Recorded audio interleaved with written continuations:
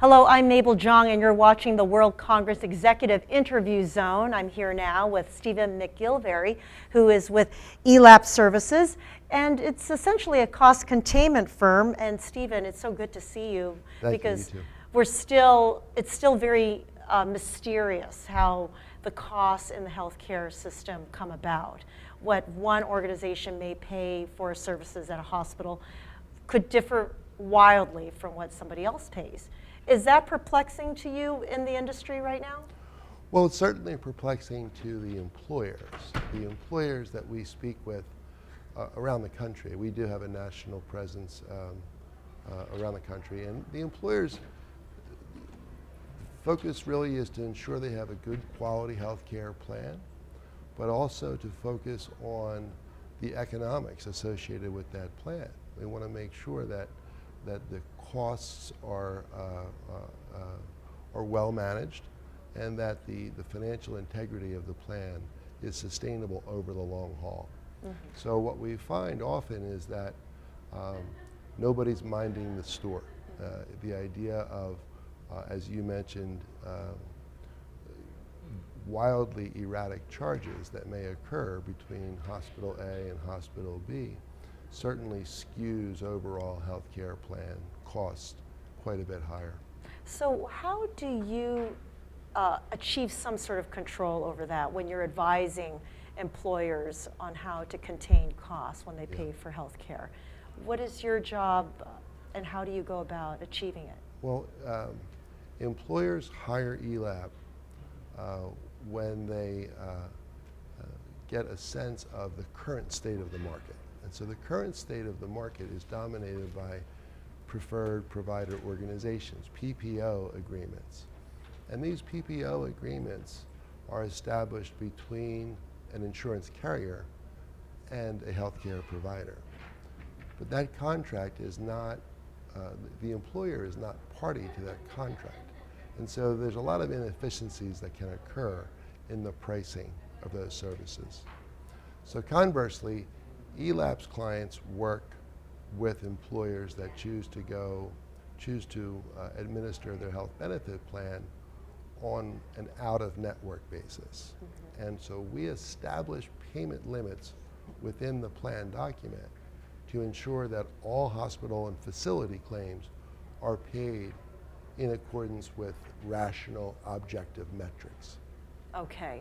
Now, but has that led to true cost containment that is sustainable year to year? Yes. ELAP is a 12-year-old firm now. We have been working with employers using we call it the audit program, using the audit program now for 9 years. And what we find is that clients that join us coming out of a more traditional relationship, they enjoy savings often 20 to 25% in year one. And because we work exclusively with self-funded employers, those self-funded employers must purchase stop-loss insurance in order to mitigate their risks. So our work has been noticed by the stop-loss community, and a lot of our employers are enjoying reductions not only to their claims cost, but also a reduction in their premiums to their stop-loss carrier. Okay, so having been in business for 12 years, you do have perspective over what life was like before the Affordable Care Act came into existence and what it's like now. Hospitals, providers, payers, they've all been trying to scramble to make their organizations more efficient. Right. Have you noticed any improvement in costs?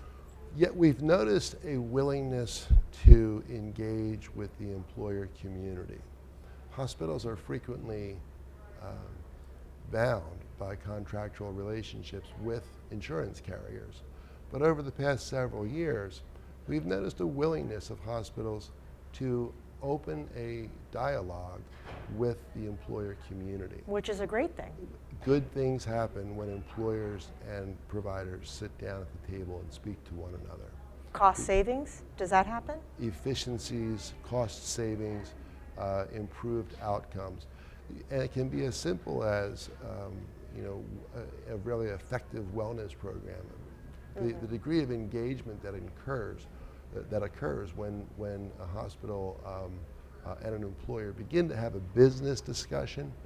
Not only are there financial benefits, but also wellness and health quality benefits as well. So would you go as far to say that the system is being fixed? There's a lot of room for improvement. I think that there is more attention being paid to patient outcomes and quality of care.